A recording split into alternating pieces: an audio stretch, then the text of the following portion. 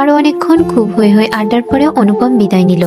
তার আগে অবশ্য নন্দিনীকে মোটামুটি প্রমিস করিয়ে নিল আগামী রবিবার সে তাকে দুপুর 3টেয় পিক আপ করবে। একটু আপত্তি করেছিল নন্দিনী, বিদ্ঘুটের সময় বলে, কিন্তু তা বেশিক্ষণ ধোপে টেকেনি। মাঝের কয়েকটি দিন নন্দিনীর বেশ ব্যস্ততার মধ্যে দিয়ে কাটলো।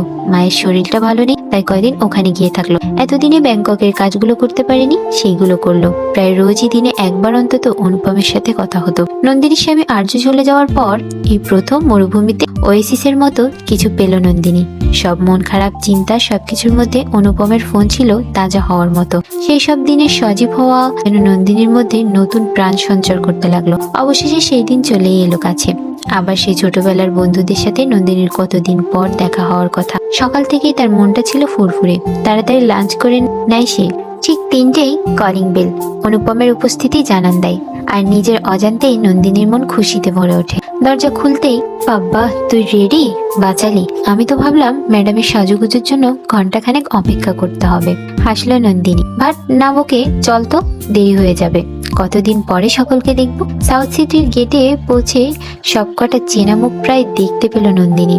হাত নেড়ে কাছে যেতেই সকলে হই হই করে উঠল। তার সব থেকে প্রিয় বান্ধবী রঞ্জনা দৌড়ে এসে জড়িয়ে ধরল। সকলে একজোটে হয়ে উপরে ফুট করে এসে বসলো।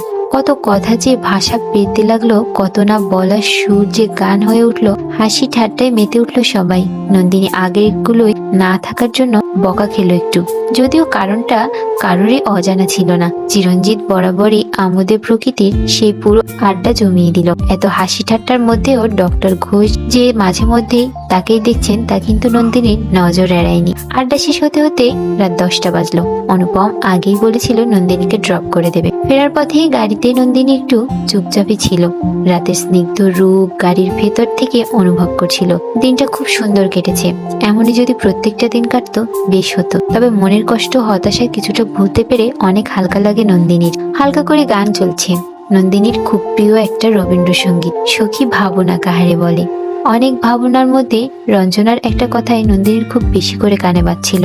নন্দু, আলো যদি আসতে না দিস, জানালা যদি সবসময় বন্ধ করে রাখিস, তাহলে যে জীবনটা আরো কঠিন করে তুলবি রে। তার চেয়ে জীবন যেমন চলে তোকে নিয়ে যাচ্ছে সেরকমই চল না। অজান্তেই দুফোঁটা জল গড়িয়ে পড়লো নন্দিনীর দু চোখ বেয়ে। হঠাৎ নিজের হাতের ওপর একটা স্পর্শ অনুভব করলো নন্দিনী। তাকাতেই পারলো না। চোখের জল গোপন করতে বাইরের দিকে তাকিয়ে থাকলো জোর করে। শুধু খুব চেনা কণ্ঠস্বর ভেসে এলো কানে, আমি আছি পাগলি সব সময়, তোর পাশে তোর সাথে, তাকিয়ে দেখলেই খুঁজে পাবি। নন্দিনী তখন তার প্রিয় গানটির সাথে গলা মিলিয়ে গাইতে হলো, প্রতিদিন যদি কাঁদবি কেবল, একদিন নয় হাসবি তোরা, একদিন নয় বিষাদ ভুলিয়া